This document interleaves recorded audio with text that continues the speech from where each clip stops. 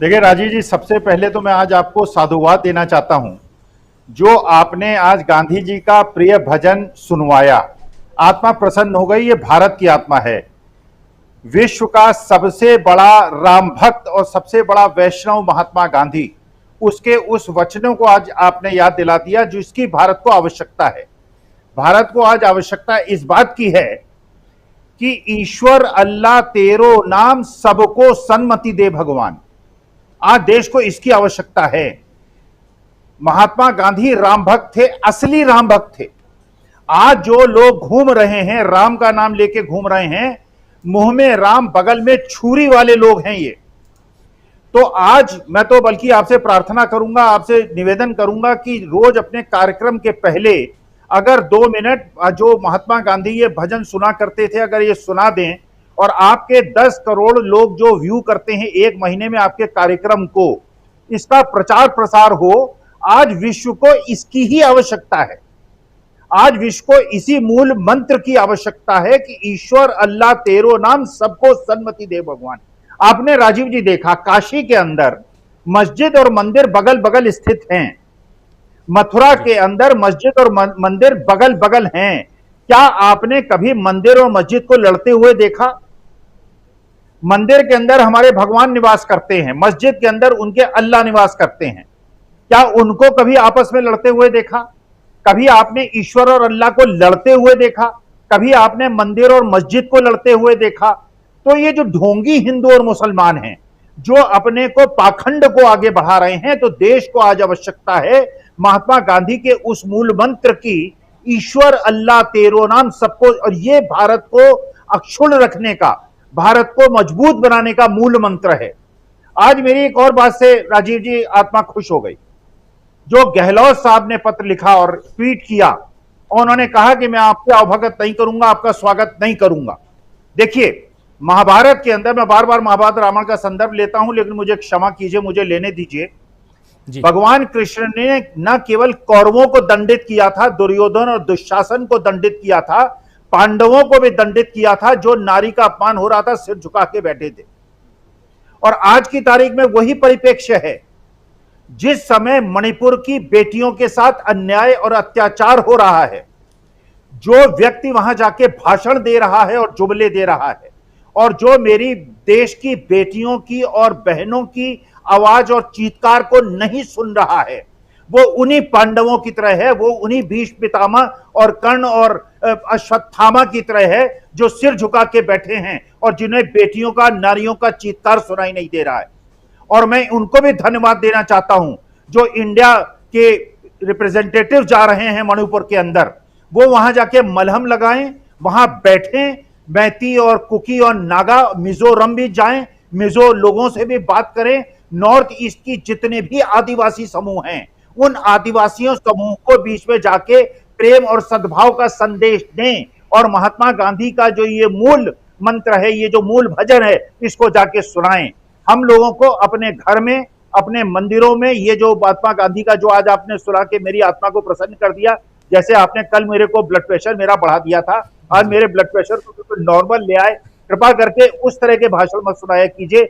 इस तरह की देश की आत्मा को, देश को मजबूत, देखिए हम लोगों का मूल कर्तव्य ये है। हम भारतवासी हैं, भारत की संतान हैं।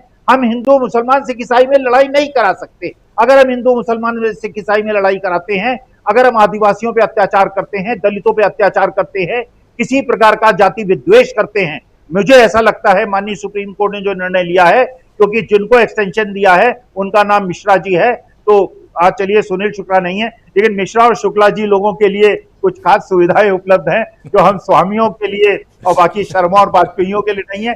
लेकिन जो भी है, जो भी सुप्रीम कोर्ट का सुप्रीम निर्णय है, स्वीकार्य है। लेकिन अगर ये कोई दलित और पिछड़ा या यादव या जाट होता तो शायद इतनी कृपा न होती। लेकिन चलिए ठीक है, मिश्रा जी है, उनको बधाई। लेकिन कम से कम 1.5 महीने 2 महीने जो आपको मिले हैं, अपने कर्तव्यों का निर्वहन कीजिएगा, क्योंकि 2024 में केवल 10 ही महीने बाकी हैं। देखिए राजीव जी, जिस दल को आप भारतीय जनता पार्टी कह रहे हैं, वास्तविकता में 2 महीने पहले उसका नाम ब्रजभूषण शरण सिंह की जनता पार्टी हो गया है। और आप ये देखिए कि जो लोग ये कहते हैं, भारतीय जनता पार्टी वाले लोग, बीजेपी वाले लोग, कि ये सरदार पटेल के अनुयायी हैं। सरदार पटेल की सबसे बड़ी मूर्ति इन्होंने गुजरात के अंदर स्थापित की।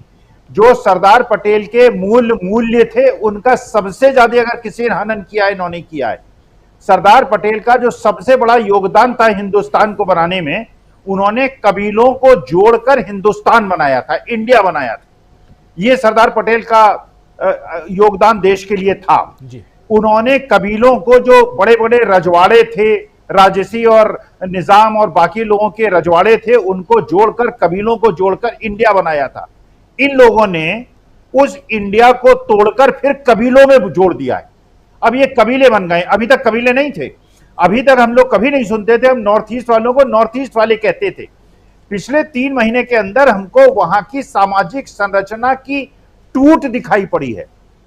तो भारतीय जनता पार्टी ने बड़ी कुशलता पूर्वक, जो सरदार पटेल ने भारत को जोड़ा था, इन्होंने खंड खंड उसको कर दिया है। आज हम मिजो की बात करते हैं, आज हम नागा की बात करते हैं, आज हम मैती की बात करते हैं, हम कुकी की बात करते हैं।